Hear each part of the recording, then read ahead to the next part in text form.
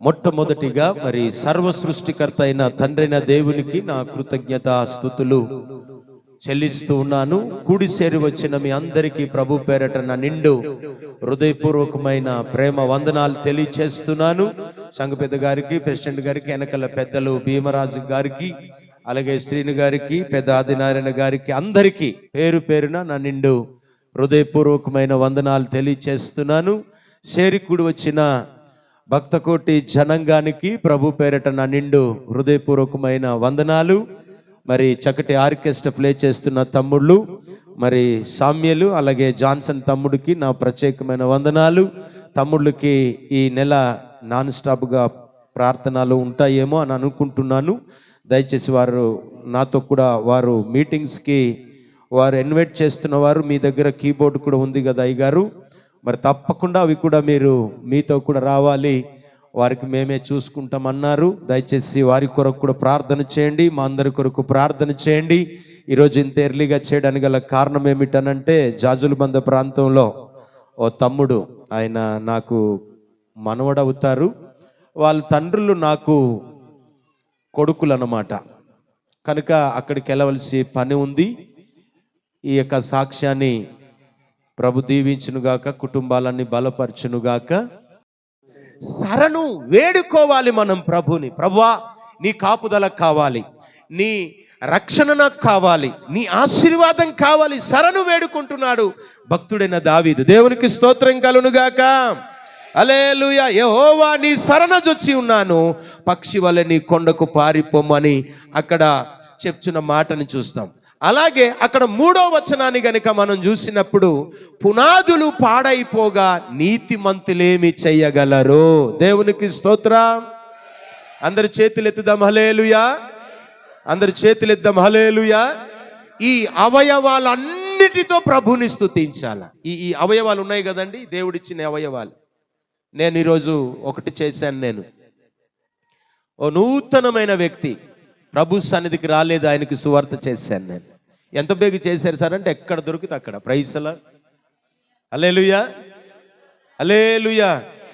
నేను మీకు చెప్పాను, ఈ 2026వ సంవత్సరంలో 1 ప్రార్థన, 2 బైబిల్ ధ్యానము, 3 సువార్త. ఈ 3 ఎక్కువ చేస్తాను నేను. Praise the lord.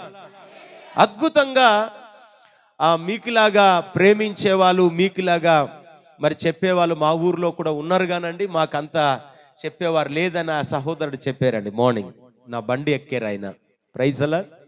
బైక్ ఎక్కితే మంచిది అని నేను ఈ నూతన సంవత్సరంలో ఈ ఫిబ్రవరి నెలలో 1వ తారీఖునే నేను సువార్త ప్రారంభించాను అని చెప్పి నా మనసులో నేను ప్రభువుని గణపరిచాను. హల్లెలూయా. కనుక ప్రియమైన దేవుని బిడ్డలారా, పునాదులు పాడైపోగా, ఏం పాడైపోగా? పునాదే పాడైపోతే ఇల్లు ఎలా కట్టగలుగుతాం?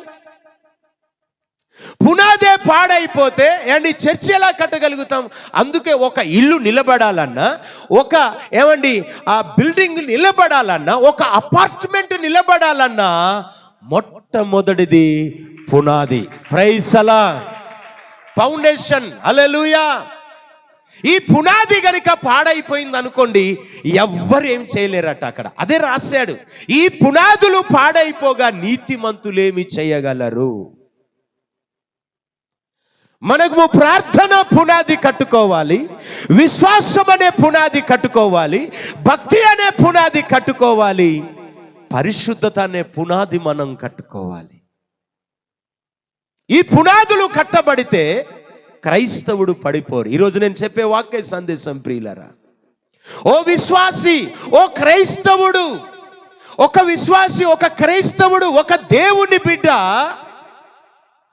భక్తి జీవితములో ఆరిపోవడానికి కారణాలు చెప్తాను నేను ఇప్పుడు.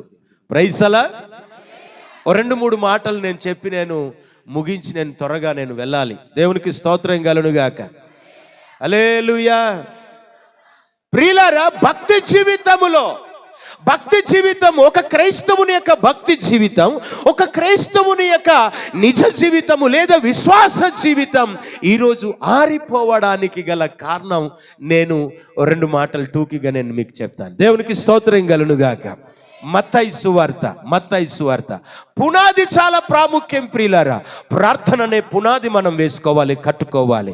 అది దేనితో కట్టుకోవాలంటే వాక్యముతో కట్టుకోవాలి. ఆసక్తి కలిగి ప్రభు సన్నిధికి రావాలి. 5వ అధ్యాయం మత్తయి సువార్త, the book of gospel according Matthew chapter 5 and 14 to 16.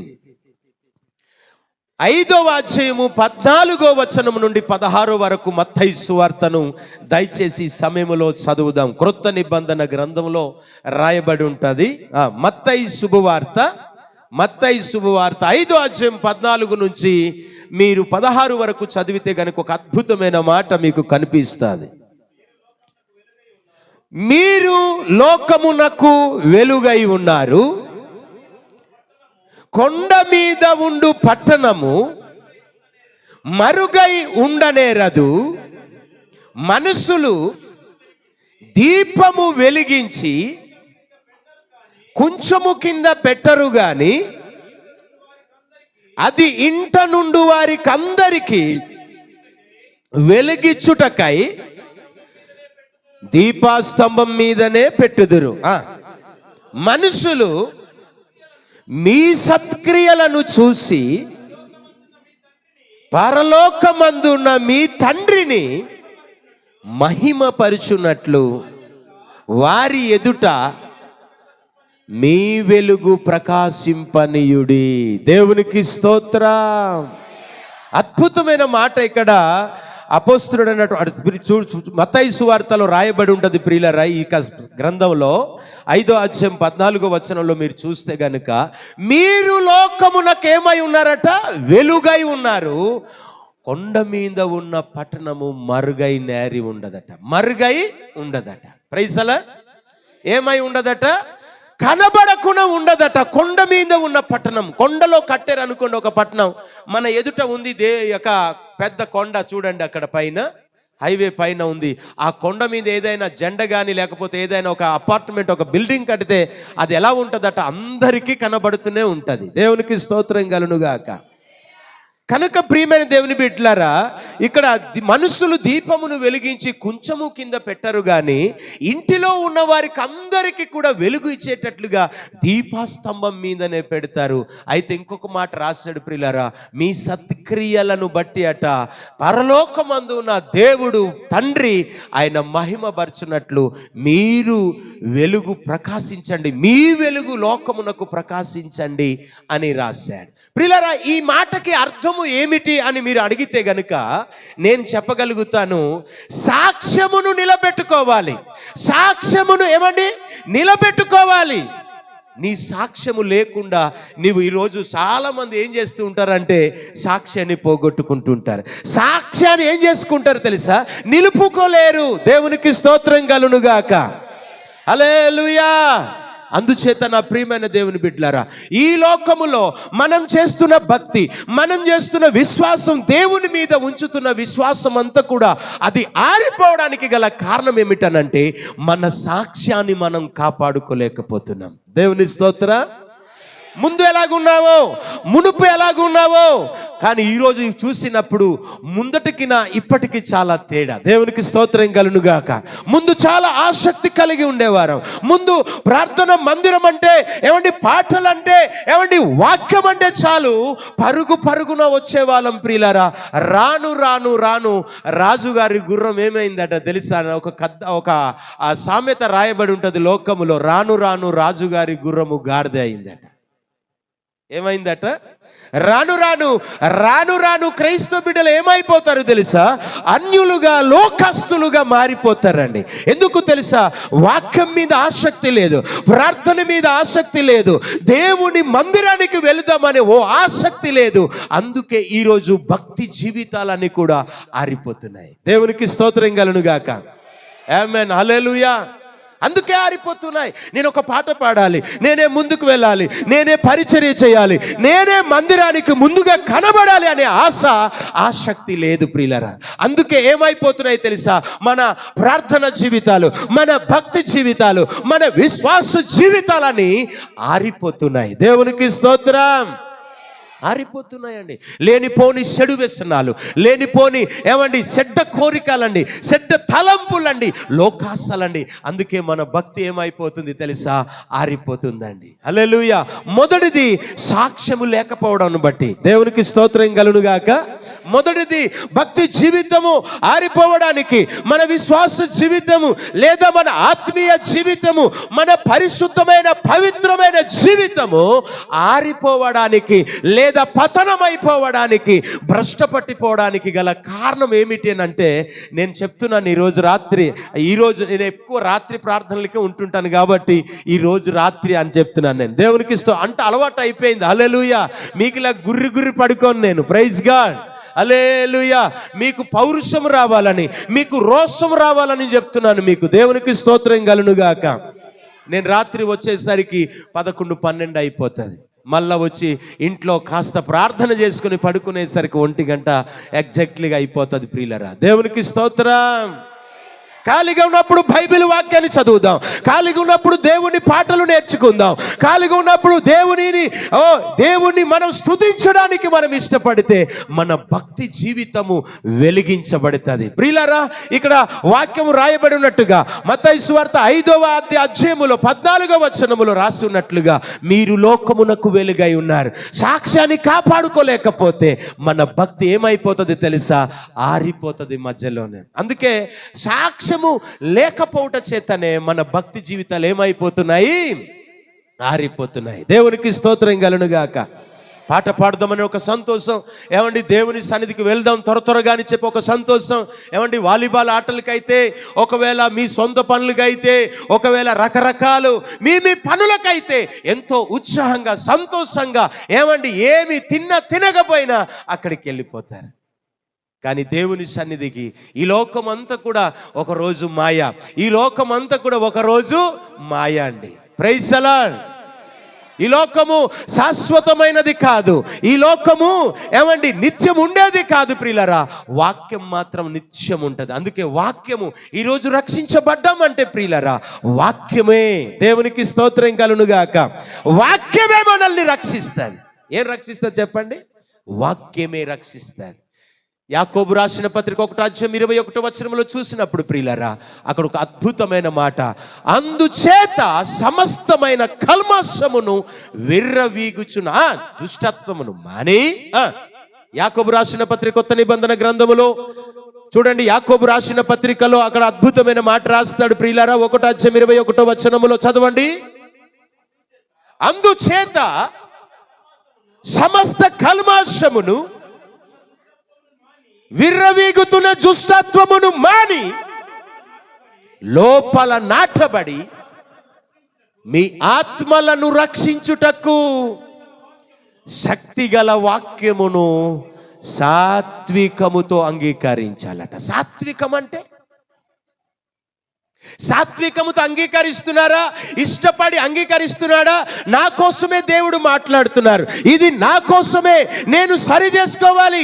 ఆత్మలను రక్షించేది ప్రియులారా బంగారం కాదు, బలము కాదు ప్రియులారా, మేడలు మిద్దెలు కావు. ఆత్మని రక్షించేది వాక్యమే, శక్తిగల వాక్యం. దేవునికి స్తోత్రం కలుగునుగాక. అది రక్షిస్తుందండి. మనల్ని రక్షించేది ఏది? ఈ లోకములో ఉన్న ధనగణాలు కావు ప్రియులరా, వాక్యమే ఆత్మలను రక్షించేది. అందుకే ఆ వాక్యాన్ని మనం ఎలా వినాలట తెలుసా? సాత్వికముతో వినాలి. ఈ మాటను బట్టి మీకు ఏం అర్థమవుతుందో నాకు తెలియదు కానీ ప్రియులరా, ఈ ఆత్మీయ జీవితములో మనం ఆరిపోవడానికి గల కారణం, ప్రార్థన జీవితములో, విశ్వాస జీవితములో, భక్తి జీవితములో ప్రియులరా, మన భక్తి జీవితం అంతా కూడా ఆరిపోవడానికి గల కారణం ఏమిటి అంటే సాక్ష్య జీవితాన్ని పోగొట్టుకొని బ్రతకడం. సాక్ష్యాన్ని పోగొట్టుకుంటున్నారు. ఇక్కడ ఒక భక్తి, బయటకు వెళ్తే ఒక్కొక్క భక్తి. ఇక్కడ ఒక రకంగా ఉంటారు, బయటకు వెళ్ళిన తర్వాత మరొక రకంగా ఉంటున్నారు. ఇక్కడ మాత్రం దేవుని సన్నిధిలో వచ్చినప్పుడు భక్తి చేసిన వారిలా కనబడుతుంటాం ప్రియులరా, కానీ బయటికి వెళ్ళిపోయిన తర్వాత ఇంకొక రకంగా మారిపోతున్నాం. సాక్ష్యం కాపాడుకోలేకపోతున్నామండి. సాక్ష్యం లేకపోవడం చేతనే, మంచి సాక్ష్యాన్ని మనం కాపాడుకోలేకపోవడం చేతనే ఈరోజు భక్తి జీవితం ఆరిపోతుంది. దేవునికి స్తోత్రం కలుగునుగాక. హల్లెలూయా. భక్తి జీవితాలు, మన విశ్వాస జీవితాలు దేవుని యొక్క సన్నిధిలో ఇదిగో లోకములో ప్రకాశింపనీయకుండా మన నీతి క్రియలన్నీ కూడా ఏమైపోతున్నాయి తెలుసా? నీతి క్రియలు అంటే మంచి క్రియలు, సత్క్రియలు అంటే మంచి క్రియలు, మంచి మంచి కార్యాలు ఎవరికైనా చేస్తున్నారా? హల్లెలూయా. చింతపల్లిలో ఒక ఆయన ఏవేవో బాటిల్స్ తర్వాత ఏవేవో ఏరుకుంటూ అమ్ముకుంటాడండి ఆయన. నేను 2 times భోజనం కొనిచ్చాను ఆయనకి. సత్క్రియల కోసం చెప్తున్నాను నేను. దేవునికి స్తోత్రం కలుగునుగాక. 2 times అండి, 2 సార్లు వారికి ఆయన ఏరుకుంటున్నాడు కదా. వాడికి లేదని కాదు ప్రియులరా, నాకు కనికరించి ఆయన కాస్త ఏం చేశానంటే ఓ భోజనాలు ప్యాకెట్లు నేను విప్పించాను. మంచి క్రియలు, సత్క్రియలు. సాక్ష్యం లేదు ఈరోజు. ఇంటిలో ఒక రకంగా ఉంటున్నారు, బయట ఒక రకంగా ఉంటున్నారు ప్రియులరా. ఇంటిలో భార్య భర్తల మధ్యలో ఒక రకంగా ఉంటున్నారు, బయటికి వెళ్ళిన తర్వాత ఇంకొక రకంగా ఉంటున్నారు. పిల్లలు మీరు కూడా తల్లిదండ్రుల మధ్యలో ఒక రకంగా ఉంటున్నారు, బయటికి వెళ్ళిపోయిన తర్వాత కాలేజీలు స్కూల్కి వెళ్ళిపోయిన తర్వాత ఇంకొక రకంగా ఉంటున్నారు. అందుకే మన ఆత్మీయ జీవితం లేదా మన భక్తి జీవితం ఆరిపోవడానికి గల కారణం ఏమిటంటే మొదటిది మంచి సాక్ష్యాన్ని లేకపోవడమే. దేవునికి స్తోత్రం కలుగునుగాక. హల్లెలూయా. దేవునికి స్తోత్రం.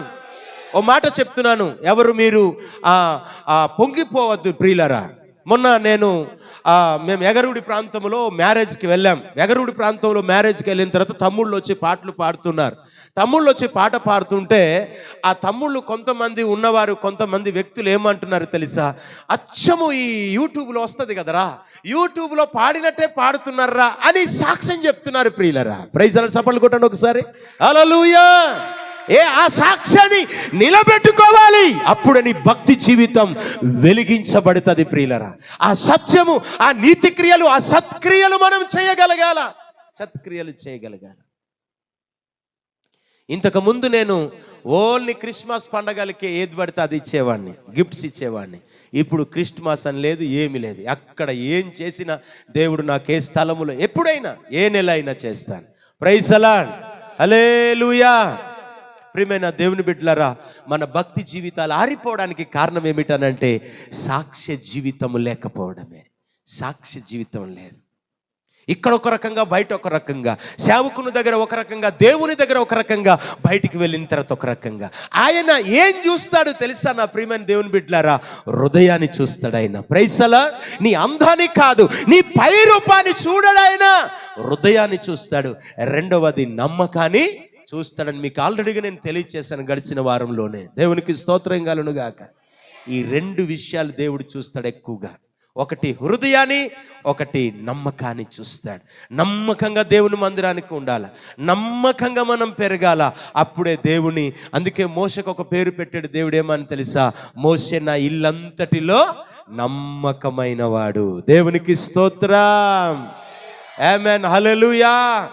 ప్రియమైన దేవుని బిడ్డలారా, మన విశ్వాసం, మన భక్తి, మన ప్రార్థన జీవితం, ఒకవేళ మన ఆత్మీయ జీవితం, ఒకవేళ ఇంకా పరిశుద్ధమైన జీవితం ఈరోజు భ్రష్టపట్టిపోవడానికి లేదా ఈరోజు ఆరిపోవడానికి గల కారణం ఏమిటంటే మొదటిది సాక్ష్యాన్ని లేకుండా బ్రతకడమే. సాక్ష్యం లేదండి మనకి. పలానా వ్యక్తి ఇలా పాటలు పాడతాడు, పలానా వ్యక్తి ఇలా ప్రార్థన చేస్తాడు, పలానా వ్యక్తి ఇలా ముందే ఉంటాడు దేవుని మందిరాల్లో, పలానా వ్యక్తి ఇట్లాగా అని చెప్పి సాక్ష్యాన్ని పోగొట్టుకుంటున్నారండి. సాక్ష్య జీవితము లేకపోవటం మన ఆత్మీయతలో ఏమైపోవడము, ఆరిపోవడానికి కానీ. రెండోది చెప్తున్నాను, 119వ కీర్తన 105వ వచనాన్ని ఒకసారి చూద్దాం. త్వరగా ప్రైజ్ ది లార్డ్. మొదటి మాట నేను చెప్పాను, సాక్ష్యాన్ని కాపాడుకోండి, సాక్ష్య జీవితాన్ని లేకుండా బ్రతకండి. ఓ సాక్షిగా బ్రతకాలి. హల్లెలూయా. 119వ కీర్తనలో 105వ వచనం.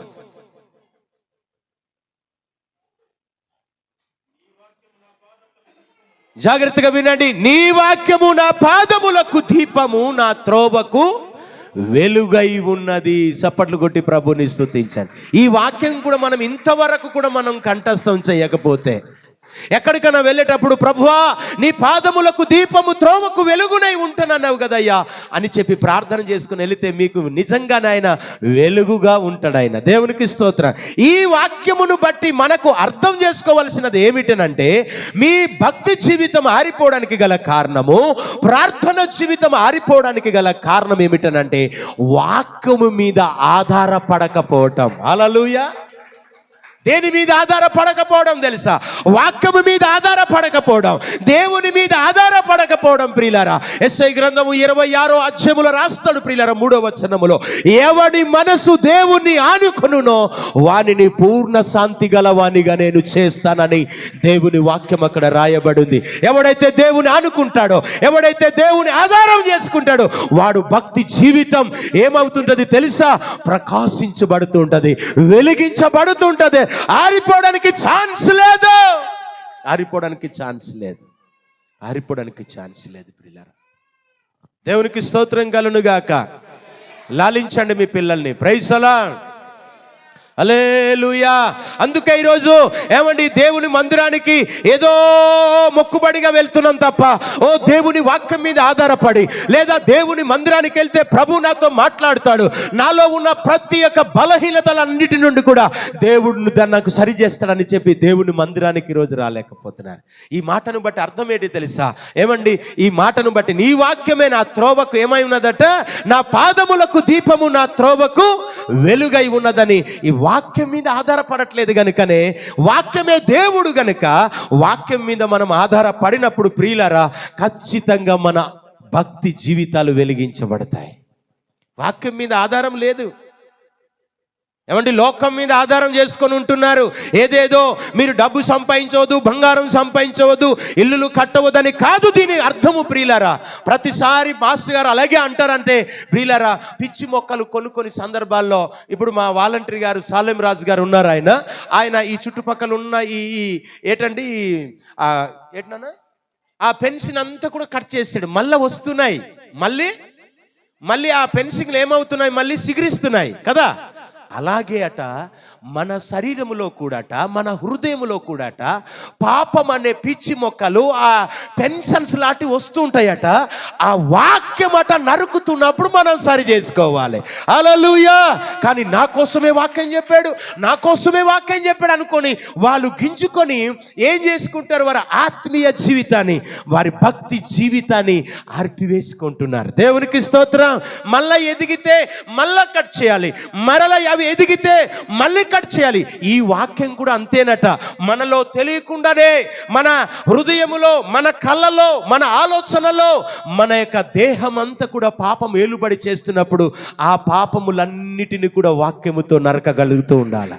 దేవునికి స్తోత్రం కలుగును గాక.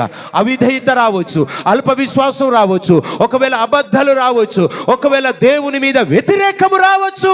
కానీ వాక్యము ద్వారా ప్రియులారా నేను చెప్తున్నాను, దేవుడు పై రూపాన్ని చూసేవాడు కాదు, లోపల చూస్తాడు, అంతరంగాన్ని చూస్తాడు. బాహ్యాన్ని ఎవడు చూడడు. దేవుడు చూసేవి దేవుడు చూడనివి అని నేను చెప్పాను ప్రియులారా. దేవుడు దేన్ని చూస్తాడంటే హృదయాన్ని చూస్తాడు, నమ్మకాన్ని చూస్తాడు. దేవుడు దేన్ని చూడంటే పై రూపాన్ని చూడడాయన, బాహ్యాన్ని చూడడాయన, అంతరంగాన్ని చూస్తాడు. దేవునికి మహిమ కలుగును గాక. హల్లెలూయా. అందుచేత ప్రియులారా వాక్యం మీద ఆధారపడాలి. ఎందుకు తెలుసా? వాక్యమే మన నడతలను సరిచేసేది కాబట్టి.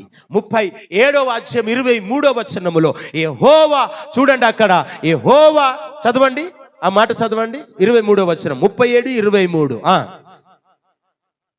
యెహోవా వాక్యము ఒకని నడత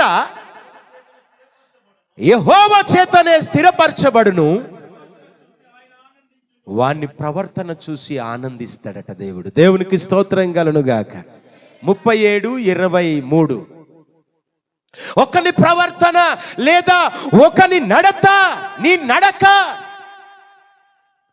నీ నడక, నీ నడక. దేవునికి స్తోత్రం కలుగును గాక. యెహోవా చేతనే స్థిరపరచబడుతుంది ప్రియులారా. సామ్యేలు గ్రంథంలో కూడా సామ్యేలు కొరకు రాస్తాడు అక్కడ, సామ్యేలు కూడాట వాక్యము వలననే ఆయన స్థిరపరచబడ్డాడట. దేవునికి స్తోత్రం కలుగును గాక. కనుక నా ప్రియమైన దేవుని బిడ్డలారా, వాక్యము మీద మనం ఆధారపడాలి. దేని మీద ఆధారపడాలా? వాక్యం మీద ఆధారపడాలి మనం. కానీ ఎవరు ఆధారపడుతున్నారు వాక్యం మీద? అందుకే మన భక్తి జీవితాలు ఏమైపోతున్నాయి అంటే ఆరిపోతున్నాయి. అందుకేనండి ఆరిపోతున్నాయి. దేవునికి స్తోత్ర. ఒక్కరోజైనా బైబిల్ చదువుదామని, ఒక్కసారైనా బైబిల్ తీసి చూద్దామని అస్తమానము నీ చేతిలో ఎప్పుడు సెల్లే కనబడుతుంటుంది. చేతిలో ఏం కనబడుతుంది? సెల్లే. చదువు లేని వారి దగ్గర కూడా సెల్లే కనబడుతుంది. మాట్లాడవద్దు ఎవరు కూడా. మందిరానికి వచ్చిన తర్వాత వాక్యం చెప్పేటప్పుడు మీరు మాట్లాడడాన్ని బట్టియే వాక్యం మీ లోపలికి వెళ్ళదు. అందుకే భక్తి జీవితం ఆరిపోతుంది. ప్రార్థన నేను మీకు ఇప్పుడు ఇస్తాను, ప్రార్థన చేయండి. ఒక్కరు కూడా ప్రార్థన చేయలేరు. అందుకే ఈ సంవత్సరం ఎక్కువ ప్రార్థన చేయించడమే. దేవునికి స్తోత్రం కలుగునుగాక. హల్లెలూయా. ఎక్కువ ప్రార్థనే చేయించాల. భక్తి జీవితము చల్లారిపోవడానికి, భక్తి జీవితము ఆరిపోవడానికి కారణం ఏమిటనంటే సాక్ష్యము లేకపోవటం చేత. సాక్ష్యాన్ని కాపాడుకోలేకపోతున్నారు ఈరోజు. మీది కొలపరేనా అని అంటారు మీకు. ఉదాహరణకు మీ పాస్టర్ గారు ఎవరంటే నా పేరు చెప్తారు. చెప్పిన తర్వాత మీరేట్రా బాబు మరి ఇలాగ ఉన్నారా అంటారా లేదా? దేవునికి స్తోత్రం కలుగునుగాక. 24 గంటలు వాలీబాల్ కోర్టు అంటారు. ఆదివారం కూడా వాలీబాల్ కోర్టు అంటారు. ఈ ఆదివారం రోజు ఒక్కరోజైనా మీరు దయచేసి మాని మీరు ఆరాధన అయిపోయిన తర్వాత వెళ్ళి ఏదైనా చేసుకోండి. దేవునికి ఇవ్వండి. అందుకే ఆత్మీయతలో మనము ఆరిపోతున్నాం ప్రియులారా. దేవునికి స్తోత్రం కలుగునుగాక. అందుకే ఆరిపోతున్నామండి ఈరోజు. భక్తి జీవితం ఆరిపోవడానికి గల కారణం, మన విశ్వాస జీవితం ఆరిపోవడానికి గల కారణం ప్రియులారా. హల్లెలూయా. 3వ మాట చెప్పి నేను ముగిస్తాను. యోహాను సువార్త, the book of John chapter 8 and 12. యోహాను సువార్త 8వ అధ్యాయము 12వ వచనాన్ని దయచేసి ఒకసారి చదువుదాం. మరలా యేసు, నేను లోకమునకు వెలుగును, నన్ను వెంబడించువాడు చీకటిలో నడువక జీవపు వెలుగు కలిగి. హల్లెలూయా. దేవునికి స్తోత్రం.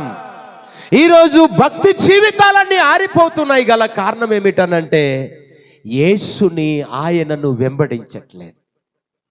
దేవుని వెంబడించట్లేదు. దేవుని సేవకుడిని వెంబడించట్లేదు. దేవుని సేవకుడిని టేక్ ఇట్ ఈజీగా చూస్తున్నారు ప్రియులారా. మీరు దేవుని సేవకుని వెనకాల తిరిగితే ఆయన ఎలా ప్రార్థన చేస్తున్నాడో, ఆయన ఎలా సువార్త చేస్తున్నాడో, ఆయన ఎలా మోకరిస్తున్నాడో మీకు తెలుస్తుంది. ఇలాగే ఆరిపోతున్నారండి. దేవుని వెంబడించరు కానీ లోకాన్ని వెంబడిస్తారు. లోకములు ఉన్న వాటిని వెంబడిస్తున్నారు. ఈరోజు పాపాన్ని వెంటాడుతున్నారు, కీడుని వెంటాడుతున్నారు. అందుకే భక్తి చల్లారిపోతుంది, ఆరిపోతుంది. అందుకే ఆరిపోతుందండి మన భక్తి జీవితం, మన విశ్వాస జీవితం ఆరిపోవడానికి కారణం మొదటిది సాక్ష్యము లేకపోవటం, రెండవది వాక్యం మీద ఆధారపడకపోవటం, మూడవది ప్రియులరా యేసుని వెంబడించకపోవడం మన యొక్క భక్తి జీవితం ఆరిపోవడానికి కారణం. ఎవరిని వెంబడిస్తున్నారు తెలుసా? ఎవడైనా ఏదైనా సావుకారు వస్తే, లేదంటే ఎవడైనా ఏదైనా వజ్రాలు వ్యాపారాలు గారు వస్తే, ఎవడైనా ఏదైనా వస్తే వారిని వెంబడిస్తున్నారు. దేవునికి స్తోత్రం కలుగునుగాక. వారి వెనకాల తిరుగుతారండి. ఓ గోనె పట్టుకొని లేదా ఏదైనా పట్టుకొని, ఓ తూక గుండులాడిది పట్టుకొని తిరుగుతుంటారు ప్రియులారా. యేసుని వెంబడిస్తే ఆత్మీయ జీవితము ఎప్పుడు వెలుగుతూనే ప్రకాశిస్తూనే ఉంటారు. ఇంకోసారి చదవండి, ఆ మాట చదవండి. 12వ వచనం. మరలా యేసు, నేను లోకమునకు వెలుగును, నన్ను వెంబడించువాడు చీకటిలో నడవక జీవపు వెలుగులోనికి ఉండునని వారితో చెప్పాను. శిష్యులతో చెప్తున్న మాట.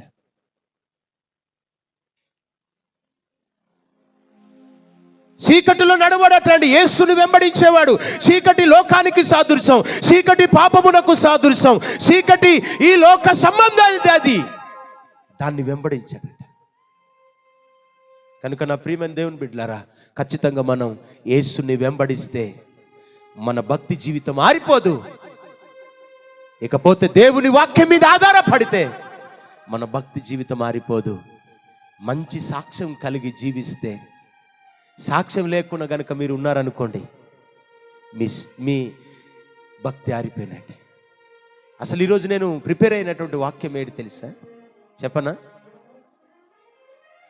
అసలైన నరకం ఏంటో చెప్దాం అనుకున్నాను. దేవునికి స్తోత్రం కలుగును గాక.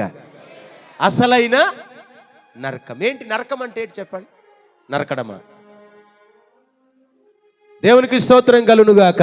నరకము అనగా ప్రియులరా, దేవుని నుండి దూరం అయిపోవడమే. ఈరోజు చాలా మంది దేవుని సన్నిధి దూరం అయిపోతున్నారు. అంటే వారు ఎక్కడికి వెళ్ళినట్లు? ఎగ్జాక్ట్లీగా దేవునికి స్తోత్రం కలుగును గాక. నరకానికి చాలా పేర్లు బైబిల్లో రాసి ఉన్నాడు ప్రియులరా. నరకానికి, నరకాన్ని అగ్నిగుండమని రాసి ఉన్నారు. నరకానికి బోల్డ్ అని పేర్లు ఉన్నాయి. ఆ పేర్లు దేవుని చిత్తం అయితే వచ్చే వారం చెప్తాను. ప్రభు అట్టి కృప దేవుడు మనందరికీ అనుగ్రహించునుగాక. ప్రార్థన చేద్దాం. ప్రేమ నమ్మకం కలిగిన మా ప్రియ పరలోకపు తండ్రి, మా భక్తి జీవితాలు ప్రభువా, ఇదిగో నాయనా, ఆరిపోవడానికి కారణాలు ఈరోజు సాక్ష్యం లేకపోవటం చేత, అలాగే వాక్యం మీద ఆధారపడకపోవడం చేత, ఓ దేవా, నిన్ను వెంబడించకపోవడం చేత మా భక్తి జీవితాలు ఆరిపోతున్నాయని చెప్పి మేము నేర్చుకొని ఉన్నాం. ప్రభు నీకు వందనాలు.